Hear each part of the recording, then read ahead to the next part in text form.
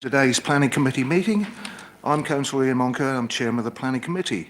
On the top table today are Councillor Karen Vincent, Vice Chairman, Helen Mellors, Nigel Harris and Dawn Matthews. And before we go any further, Karen will just read out the fire safety notice. Thank you, Chairman.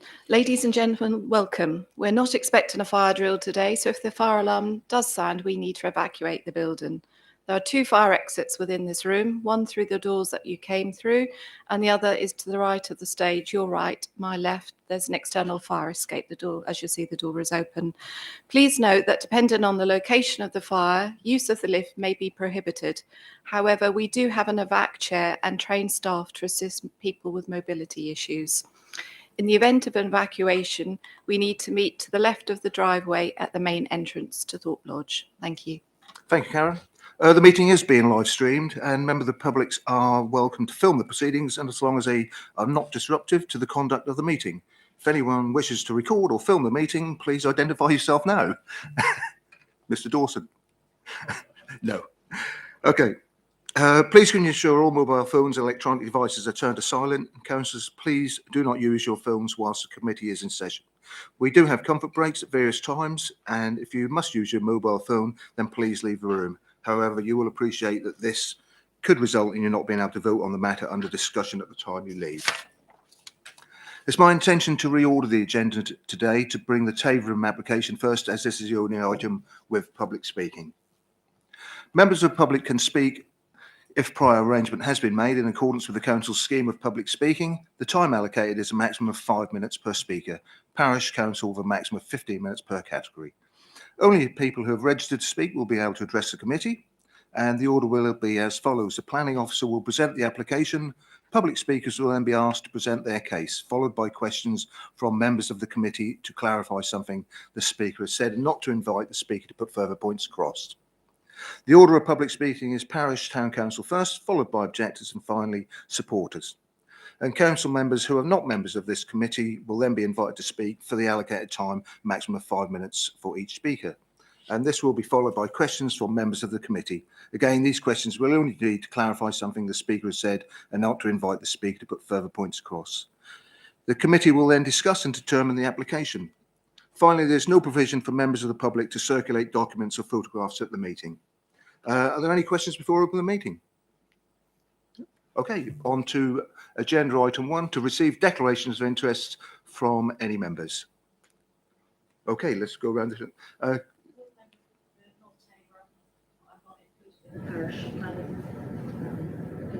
Okay, Councillor Adams. Yeah, Taveram North member. Also, I had no involvement at all in this particular planning application. Okay, I know that you did bring you called the item to committee, Councillor Adams. And are you open-minded to? Yes. I did say in my, if you know, I should say it might be in breach of the planning policy, not that it definitely was. Lovely, thank you very much, Councillor Adams. Councillor Brennan? Thank you, Chairman. Yeah, the Ranworth application is in my ward, but I've had no contact with the applicant or the parish council on this issue. Lovely, thank you.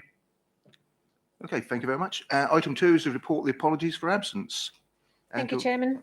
I've got apologies from Councillor Fisher and Councillor Leggett, who's a substitute, and apologies from Councillor Riley. Lovely. Thank you, Councillor Leggett.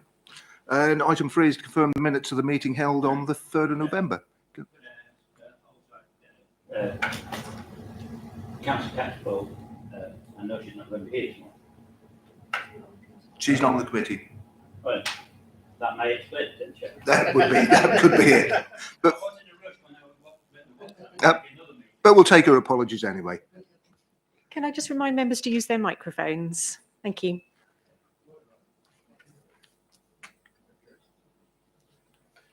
Okay, can I have a show of hands to confirm the minutes, please? Lovely, thank you very much. And item 4, matters arising. Nothing. Okay, moving on to item 5, applications for planning permission. And we're going to move to, item 2, which is 54 Freeland Close, Taveram. Over to you, Nigel. Thank you, Chair. So that begins on page 21 of the agenda. Application, this is a householder application for a single-storey side extension. The application is before you today, called in by Councillor Adams, as you heard in the declarations. Start with the slide presentation. Just put the site in context. We're on what was known as the Thorpe Marriott estate. It's to the northwest. It's a site that is located on a cul-de-sac.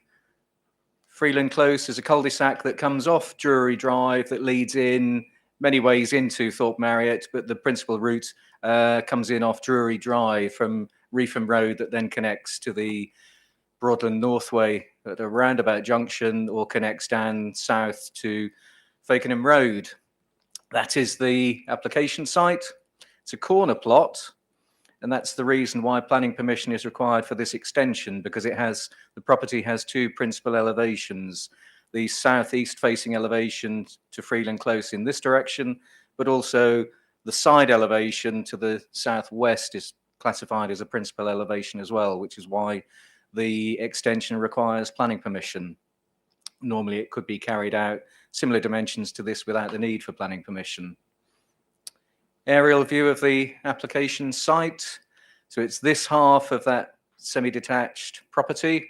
As a frontage, as I say, pedestrian access, personal door off Freeland Close, sides onto Freeland Close at this point here, rear garden access, single parking space. When the property was laid out as constructed, there was a tandem tarmac parking area, but an outbuilding has been constructed in this area here, reducing the parking to a single space.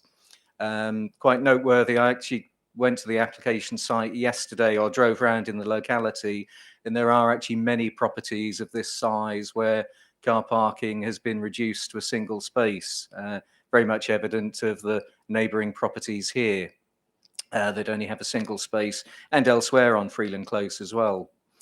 So that's a block plan of the application site. That's the side extension. Principally, the extension is to provide a new lounge and dining area. The applicant is seeking to create a bedroom on ground floor level and a WC because of mobility issues and accessing stairs to the upstairs bedroom. So they're looking to accommodate a bedroom on the ground floor, which in itself would be permitted development because it's internal only. The extension itself for the new lounge and dining area requires the extension as proposed. So that's the ground floor. That's existing to the right-hand side. Kitchen dining to the rear. Living room, access straight off Freeland Close with internal stairs up from that living room. Proposal, as you see here, that is the side extension, new dining and living space connected off the kitchen with the proposal as permitted development, as I said, putting a bedroom and a downstairs WC on the ground floor. Elevations, quite simple elevations with a hipped roof to be constructed from matching brickwork, matching concrete pan tiles, all considered in keeping with the host property. That's a CGI image of the proposed extension. As I say, matching bricks, tiles, window styles, etc. That's the sort of southeast, southwest elevation, and then looking at it from the rear as well. Photographs as existing, semi-detached property as you see. Footpath around both frontages, side elevation, footway, drop curb where the existing access driveway is. That screen wall will be retained, the extension set inside from that. And then just showing you the existing drive and parking area that's available, the outbuilding that I mentioned. There is planning history on this site. In 2019, a planning permission or planning application was refused to create a further dwelling on the site, and attachment to the side, so effectively turning this into a terrace of 3. Overdevelopment of the site lacked available amenity space, and also there was an objection from the Highway Authority in terms of the intensification by creating a new dwelling on site, and that was refused in 2019. So I'll leave members on that slide, or on the final slide, just in terms of the ground floor as proposed. just take members through the application or through the assessment. Key issues here are character and appearance of the area, which is usefully summed up by the case officer. We consider that that's very much in keeping with the locality and accords with policies both in the JCS, the DMDPD, and also the Tavorham Neighbourhood Plan. The main issue here is the comments we've had from third-party representatives, the Town Council, in relation to whether an additional parking space should be provided. I've made it clear in the presentation, Freeland Close is a cul-de-sac, it's not a through road. The recommendation has sought delegated authority to approve, subject to achieving an additional parking space. That has been raised with the applicant. The applicant has indicated that he does not wish to provide an additional space. You will hear from him today as well. On that basis, I have gone back to the Highway Authority, raised that matter with them. It's pertinent to note that their comments indicate that it would be beneficial to get an additional parking space. However, they would not object if a second parking space were not provided. They were clear in their comments that whilst a vehicle parking on the road, if that occurred, would be an inconvenience, it would not be a highway safety issue, and therefore they could not justify a refusal on that basis. So that just informs members in terms of what's happened since the recommendation was published. I've got nothing further to add, Chairman, in relation to the presentation. Thank you. Okay, thank you, Nigel. Any questions? Sorry. Yes, Yeah, please. carry on. Nigel, that comment from Highways, is that after the letter of the 9th of May? Because it says on that letter, the applicant should therefore be required to address parking spaces as a condition of this approval. Through you, Chair. The highway comments of 29th of September 2021. And I've got them in front of me. Whilst I feel at this residential location, any concern regarding lack of on-site parking is limited to inconvenience rather than a highway safety matter, it would be beneficial for 2 parking spaces to be available, and the applicant should therefore be required to address this as a condition of any approval. Rather than put that as a condition of an approval, because we sought to negotiate with the applicant, hence the recommendation that we sought delegated authority to achieve that additional space. There has been some pushback in relation to the provision of that additional space. So therefore, I went back to the Highway Authority this week and have spoken with the case officer who made those comments on the 29th of September. And he's furthered those comments verbally to me on the basis that if that additional space is not provided, they would not be objecting on grounds of highway safety. And I think that's important for members to note today. Okay, thank you. Anybody else? Sorry, Cam. Thank you, Nigel. I understand that Tavorham Parish Council prepared a neighbourhood plan and that was adopted earlier this year. I notice there's reference to it in the report. I just wonder how this plan and application complies with that, please. It's a balance in terms of TAV3, which is well-designed new development. The case officer considers that it complies with that criteria and that guidance in the neighbourhood plan. Where it wouldn't comply is TAV7, which is a policy that requires, where necessary, parking provision to accord with the council's adopted standards. In relation to a 2 or 3 bed property, it should be 2 parking spaces. What we have to take into account is the sustainability of the site, access to public transport, etc., and also that there are no parking restrictions on Freeland Close and it's a cul-de-sac. So whilst it meets some policies, it doesn't meet other policies. So that's the balance to a certain extent. That's why the application is before members today. Okay, thank you. Any other questions? Okay, Mr. Dawson, your 5 minutes, sir. Well, firstly, Chairman, thank you very much for allowing me to speak, and the councillors and the committee in general. If I may just lay out for just a few moments my position. I'm quite an introvert, really. I keep myself to myself. My neighbours don't really know me, and I don't really know them. So from their point of view, having seen this application arrive, it's probably come as a little bit of a surprise. Sorry. A little bit closer. Okay. I'll be a bit louder as well. So from that point of view, and also noted the planning history, I think it's worthwhile me taking a moment just to say that, I work from home. I paint. I also run a small charity that aims to help disabled people get into cycling again. It's mainly based at Stoke Mandeville Hospital, the spinal unit. I got into that because of my MS, and I've been very physically active over the years, and I've been doing lots of paracycling and paratriathlon.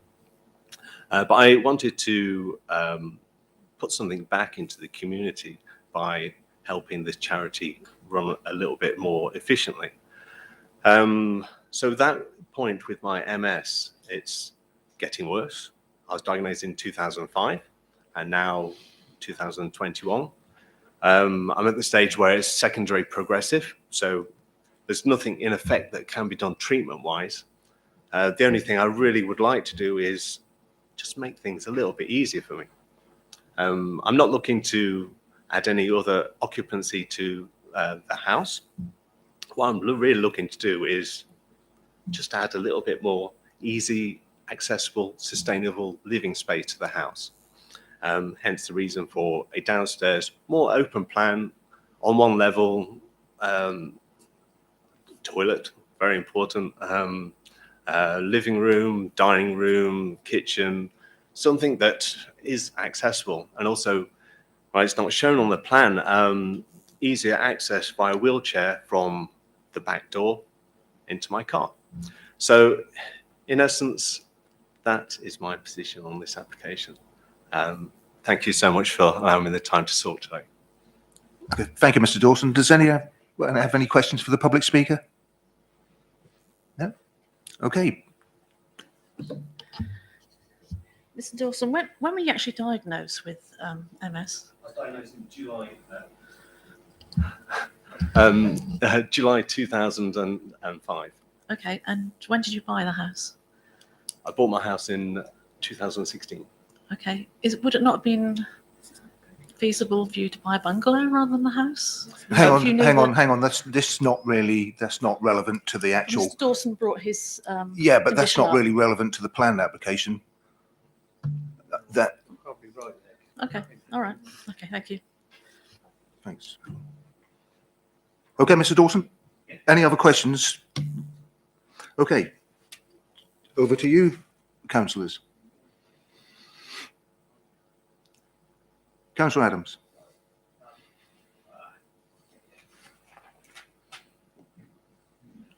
First of all, can I say, yeah, Mr. Dawson, I do have sympathy with your conditions, but equally I have to point out that, of course, a person's personal circumstance is not a planning consideration, but nonetheless, anybody with MS or anything else always will have my sympathy.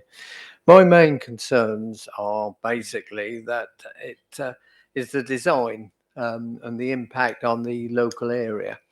And when you look at the policies, and we'll go to the MPPF first, on 127A, it says it will function well and add to the overall quality of the area, not just for the short term, but over the lifetime of the development. I would say that this does not actually in any way improve the overall quality of the area. No disrespect to you, Mr. Dawson. It's visually attractive as a result of good architecture, layout, and appropriate and effective landscaping. Again, I would say that certainly does not meet that criteria in the MPPF. C, are sympathetic to local character and history, including the surround built environment and landscape setting, while not preventing or discouraging appropriate innovation or change.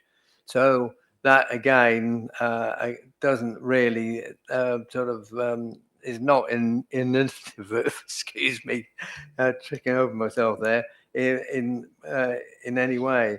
And it also goes on to say D, establish or maintain a strong sense of place, using the arrangement of streets, spaces, building types and materials to create attractive, welcoming and distinctive places to live, work and visit.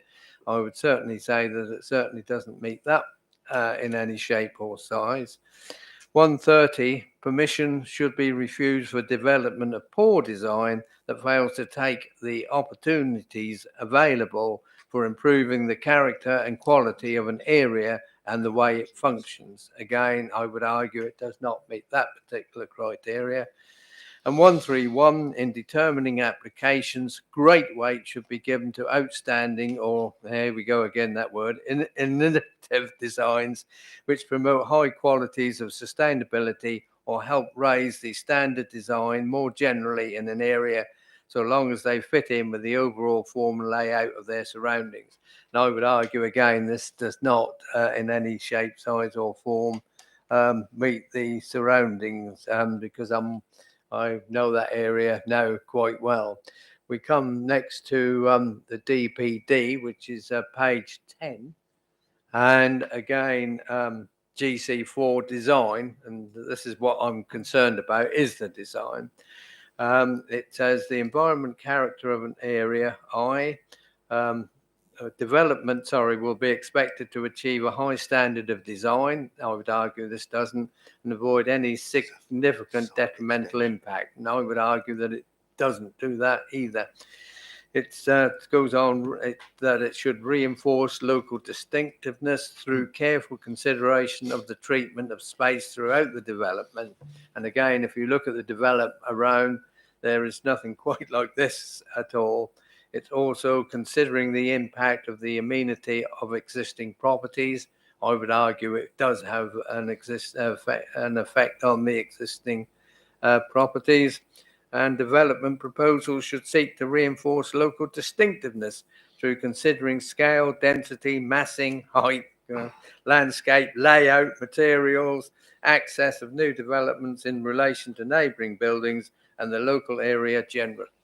And I would argue it doesn't meet that either. Then, of course, we come to the JCS policy 2.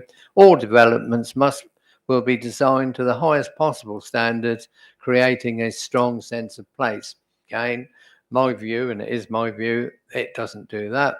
In particular, development proposals will respect local distinctiveness. And again, if you really looked at the whole area, you'll find that this really doesn't. So, with the greatest of respect, and certainly nothing personal to you, Mr. Dawson, but I would move, in fact, that this should be refused on those grounds. Thank you, Chairman. Thank you for your open mind, Councillor Adams. Councillor Ward. Oh, do you want to answer that, Nigel? I can. I hear what Councillor Adams says. I think it would be extremely difficult to justify a refusal on those grounds, because here you have a domestic property where they want to do a householder extension that matches the brick, the tile, the window type. I just do not see how this is out of character with that locality. And so I couldn't, as an officer, I wouldn't be able to substantiate a refusal on those grounds. Thank you. Thank you. Do you want to come back, Tony? Or if you had to say? No, that's fine. Thank you, Chairman. Councillor Thank Ward? you. Thank you, Chairman. I can't see anything wrong with this application. We've seen the computer-generated picture, and while it might not improve the street scene, it certainly doesn't make it any worse. I think it fits in quite nicely, actually. We've heard from the applicant that there's not extra people going to be living in the property, so the traffic will not increase. So I can't see anything wrong with it, and I'd like to move officer's recommendation. Just before that, Councillor Ward, what about removing item 3, the retention of the on-site parking? So the recommendation is takes that parking issue out.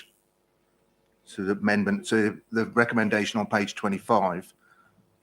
Yeah, sorry, my computer's just. You okay? If we have a look at 1 second, there's got retention of on-site parking, which is where they require the 2 parking spaces. Yeah, so okay, so it's a straight approval. Yeah. removing yeah. that. Yes. I'm moving recommending officers' recommendation. Yeah. But we need the amendment to remove that. Do we? Is that Yeah. right? Yeah. Okay then. So yeah. do you want to recommend? Yeah, propose. Well, if I propose the amendment, Yeah. if you're happy to second that. Yeah, I'll second that. Yeah. So this is to remove the 2 parking spaces, so we retain 1 parking space. Yeah. So can I have a show of hands on? You need a second, David. Yeah, John is second. Okay. The officers quoted the Taven Neighbourhood Plan in the documentation, tab 3 and tab 7. I understand you're not taking into account tab 7 because of the parking space, which I do worry about because this plot is on a corner. If the gentleman has any visitors, they are parking on a junction. And the Freeland Close is a thoroughfare for school children going through to the high school. Tab 3 in the Taven Development Plan, point A, provide for density compatible with the existing in the immediate locality and the relevant character area. The character area are 2-bedroom houses with, as the gentleman said, 1 parking space. Presumably with 2 bedrooms, 1 parking space is okay, is it or not? In accordance with the guidance, it is 2 spaces, but what Nigel was explaining in his presentation, sorry, my mic's gone off. So what we've acknowledged is within this area, a lot of extensions have happened under permitted development. So they have increased the size of their properties and have only got 1 parking space.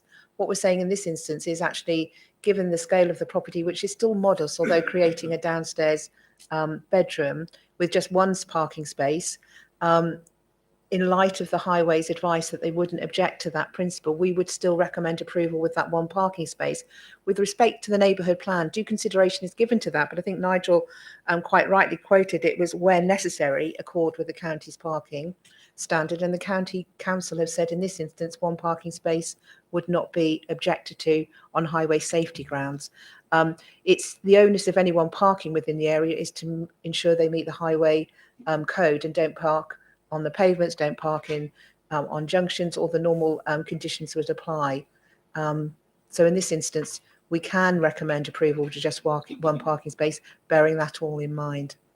And Nigel might want to just remind members that actually I think the neighbouring property only has 1 parking space, and there's other properties that have been extended with only that. So I think in this particular case, it would be very difficult to recommend refusal with just one parking space, given what is quite a modest side extension. Okay. Could I come back, Chair, please? Yeah. DPD, policy GC4, number 3, this should meet the reasonable amenity needs of all potential future occupiers. And in my consideration, the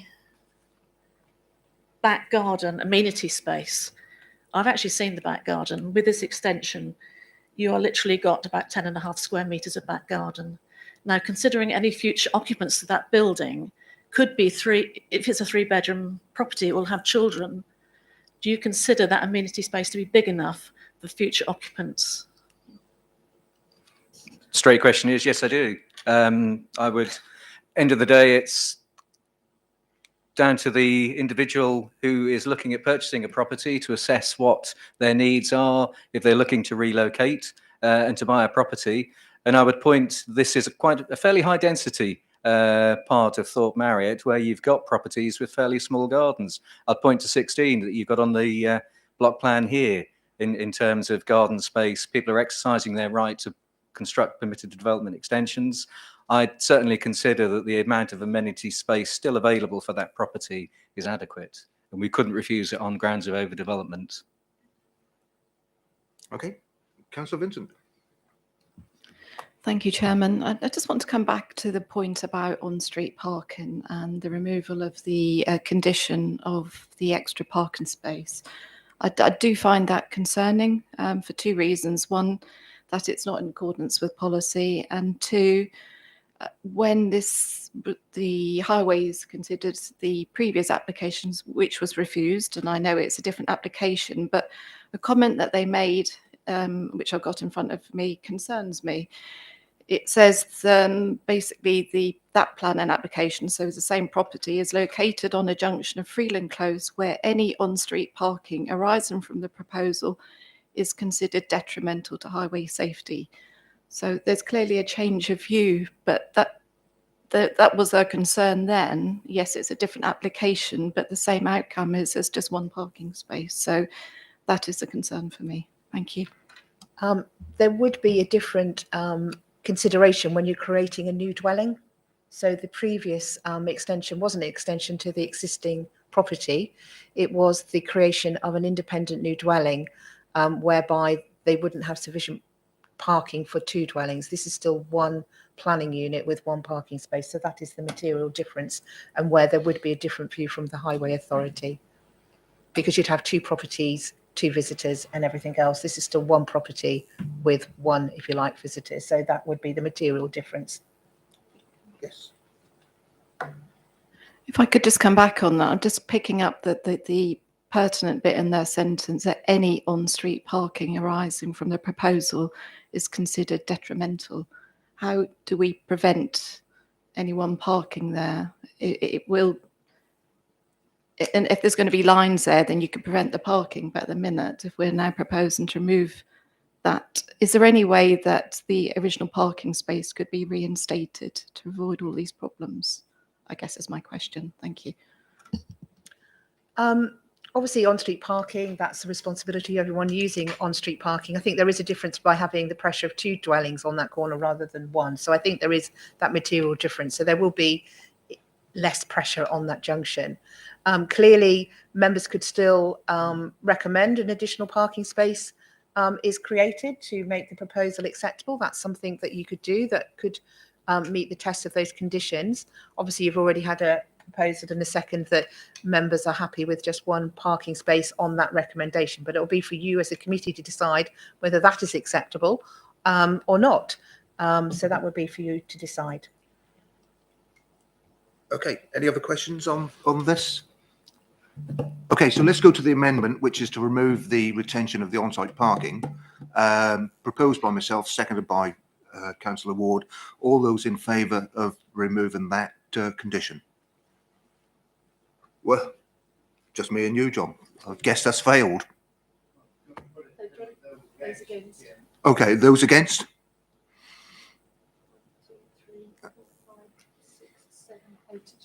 Okay.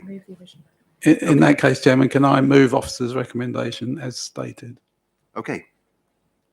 And I'm happy to second that. Okay, so it's proposed and seconded as per the recommendation on page 25. All those in favour? 1, 2, 3, 4, 5, 6, 7, Chairman. Okay, and those against? Okay. Okay, that's passer. Okay, we're going to... Dawn, do you want to help Mr. Dawson? Mr. Dawson, your time is free to leave. Yeah. And we'll just pause for a couple of minutes while Dawn escorts Mr. Dawson.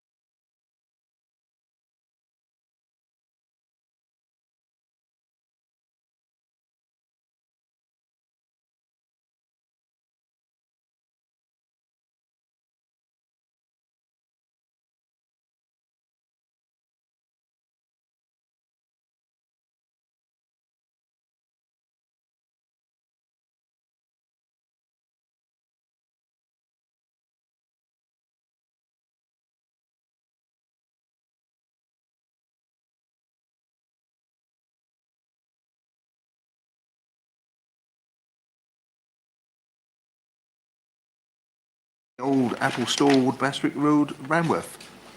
Over to you, Nigel. Thanks again, Chairman. Okay. This application is only before you because it's for a new dwelling, and under your policies, a new dwelling where it doesn't meet your exception criteria, like an agricultural workers dwelling, etc., is contrary to policy. However, the significant material consideration in this case is the planning history, and that is that the building on site has a prior notification Class Q planning approval for conversion to a dwelling. And the applicant has looked at that conversion. They very much want to build a property or create a dwelling in this location with high eco credentials. It's environmentally sustainable, and therefore are looking at a new build dwelling, but which draws very much from the layout and form and materials of the existing property on site. So with that quick sort of summary, we'll then take you through the slide presentation. So that's the application site. The hatched area you see there is just to identify the area that's within the Broads Authority. You'll be familiar with the main centre of Ranworth, if there is a centre. It's around the Stave, where the public house is, toilets, etc., handful of properties. And then we're heading out in a westerly direction towards Woodbastwick.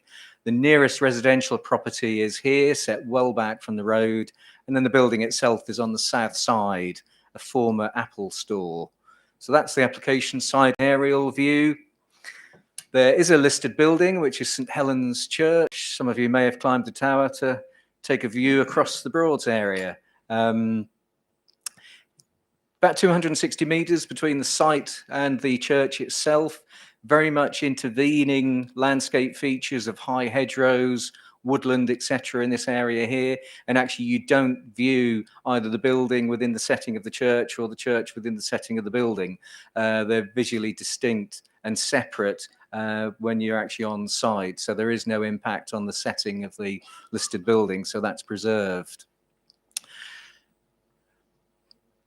So application site, south side.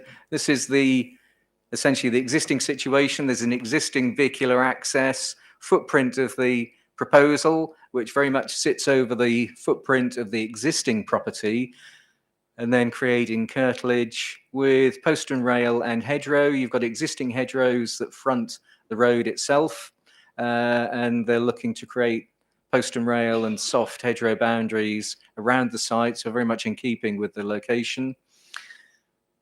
Just want to point out here the dotted line that you see here. So all of this is the footprint of the existing property. There is a minor proposed increase in the footprint of the new build, as you just see here. Those measurements are confirmed in the committee report, but it's very similar to the form and layout of the existing property. That's the ground floor. Majority of the roof over this is void space, so it's floor to ceiling height, with the exception of a bedroom and an ensuite at this end of the building, which also gives the ability to create roof void, which will help offset and provide for new bat roosts. There is a day bat roost within the existing building that has to be relocated under a Natural England licence. That's all referred to in the report. The District Council's ecologist does not object and does not consider that Natural England would not grant the licence. So on that basis, we're progressing and with a proposed condition in relation to ecology.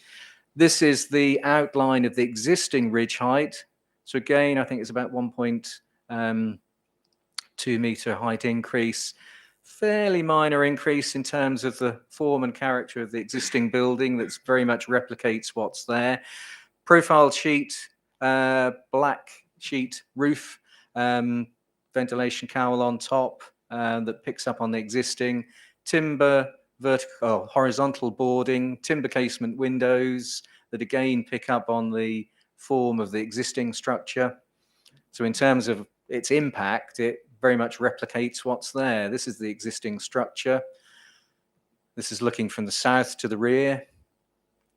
The two end elevations, east and west, and then the northern elevation, that's to the road frontage, albeit there is a hedgerow along the road frontage, apart from the point of vehicular access. So you principally see the roof above the property, and then the ventilation cowl, which is going to be reused on the new build dwelling. That's the area that would form part of the curtilage of the property. You can see the existing vehicular access there. That again is picked up on this slide from the road.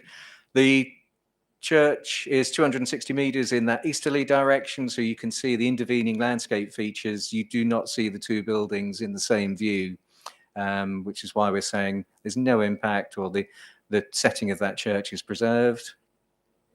And then just views looking east-west from the point of the vehicular access.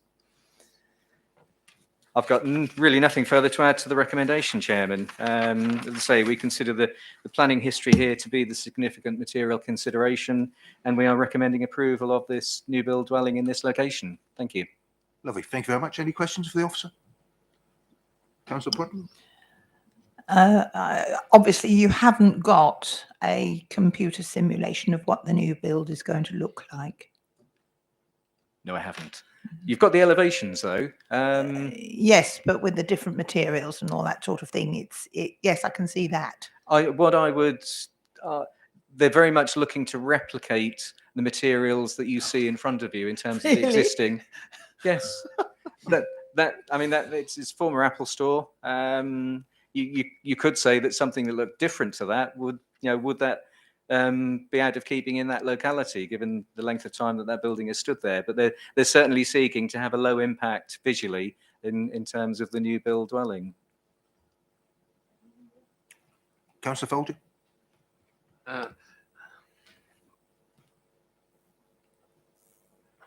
Just wondered, as far as the church is on the flight path to the airport, in view of the fact that the ridge height would be increased, does that have any impact on that at all? Straight answer is no, and I'd suggest that the height of the tower of the church is very much higher than the increased ridge of this proposed building. But it's not within the flight safety zone where the increase in height that they're proposing creates an issue with Norwich Airport. Councillor Beadle? Thank you, Chair. The curtilage of the existing building seems to be extended for the proposed development quite significantly. Surely that has an impact. What about the retention of the roadside hedge in its present state? Would that likely to be the same if this was given consent? And also the footprint of the building, I would say, not having worked out, but just having a rough guess, would be 20% more than the existing building. And if you take into the first floor element, you must be looking at about 50% increase. So, I just wonder what the officer's comments are on that, because all these added together do seem significant.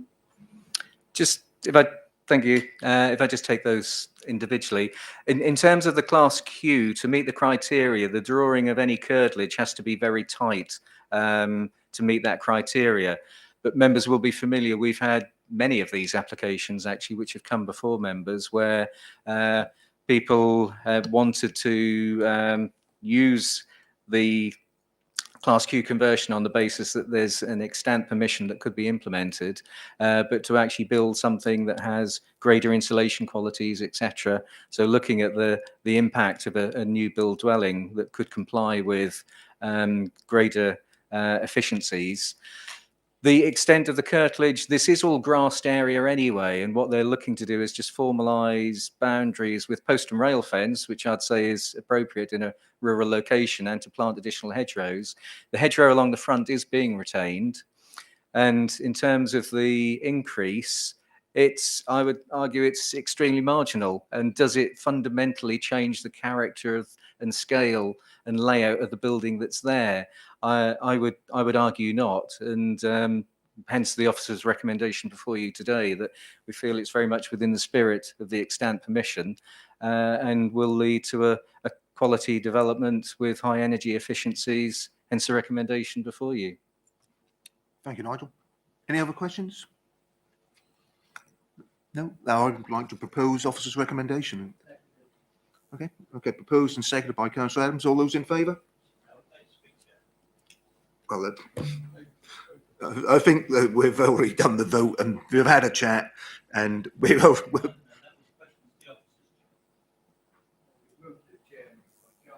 Yeah, no. Yeah, I think you had your chance to speak, Councillor Beale. I can't think that's going to affect the vote, what you might have to say, but thank you very much anyway. I think that was unanimous, wasn't it?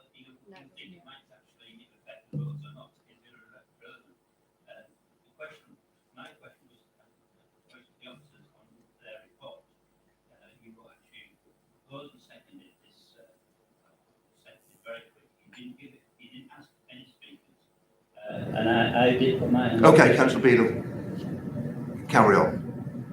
Thank you, Chair. This is actually quite a significant change, I suggest, Chair. The windows in the roof, the footprint is bigger, the hedgerow is likely to be at least amended along the front, the curtilage is bigger, and I do think it is a significant change, Chair. And I don't think this is in keeping with the area. It is a narrow lane. This development is significantly bigger in accommodation terms to the original centre, and I do think it's a development in an area close to the Broads Authority, which is not in keeping with that area. If you drive down that lane, it is very rural. This will detract from that. Thank you.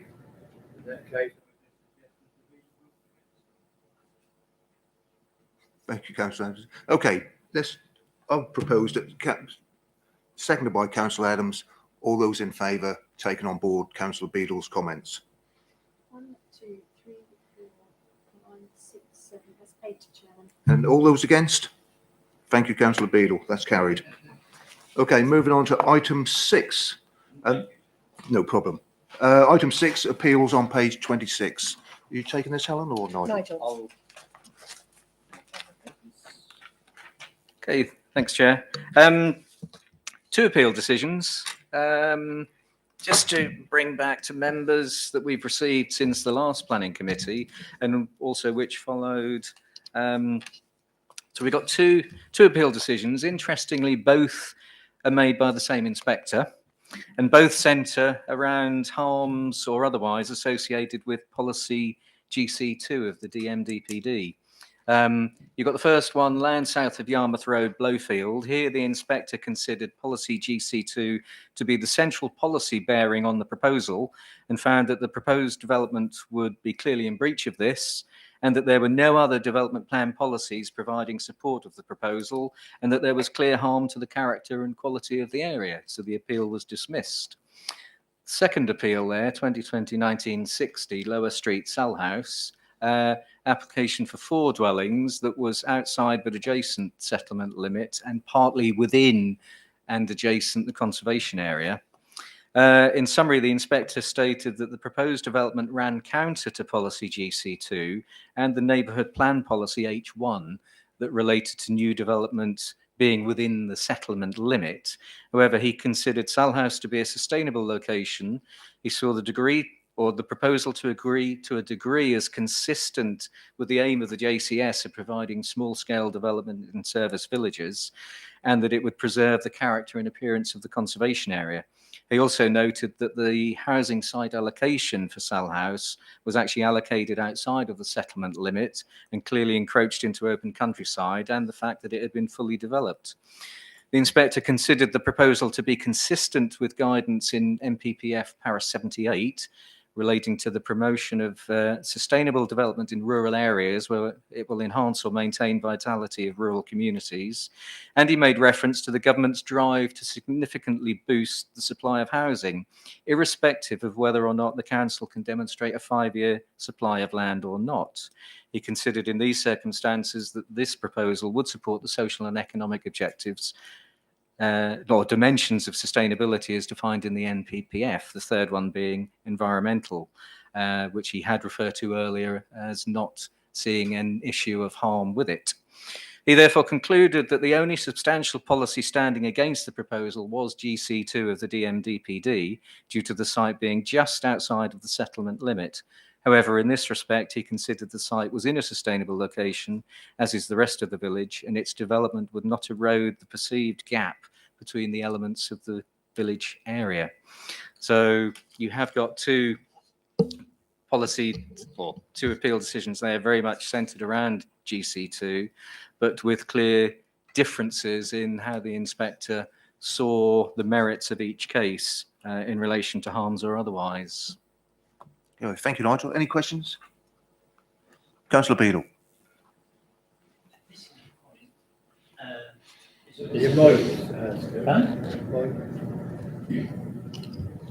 Yeah, this one's a bit odd, you know, for the approval. Sustainable location, you know, has it got a shop? It's got a shop of sorts, but would you call it a shop? And outside the development boundary, you know, so if a development is actually approved outside the development, as in this case, for a different development, then it obviously undermines the policies for that settlement entirely. I'm sticking to the settlement rather than undermining the policy entirely. So I just wonder whether we ought to be very careful as an authority, either as officers or committee, to actually approve things outside the development boundary, because you're at the inspector is actually, in this case, using it as a lever to allow further development. And we're always told that every application is on its merits, but the inspector is obviously not doing that in this case. I think that's a really good point, Councillor Beadle, and we have been scrutinising. We had an informal session with members about this very point, and I will be writing to the Planning Inspectorate to say we have had inconsistencies with respect to how GC2 has been interpreted. We are still plan-led, so it is contrary to that policy. There were specific considerations that the inspector gave to this decision that I don't think opens the floodgates. It's as we say, each one on its own merits, but we do need to clearly look at that before our new local plan comes into place. So it's a very good, point made. We are very cognizant of that, and we will actually be looking at each case very carefully, but also making sure the inspector has all the evidence to say why it's important that that GC2 policy is adhered to, unless there's other considerations that may be needed to taking into account. So it's a good point, mate. We're very aware of that, and we will be looking at each decision very carefully. Okay. Any other questions? No, that concludes today's meeting. Thank you all very much. And I guess we'll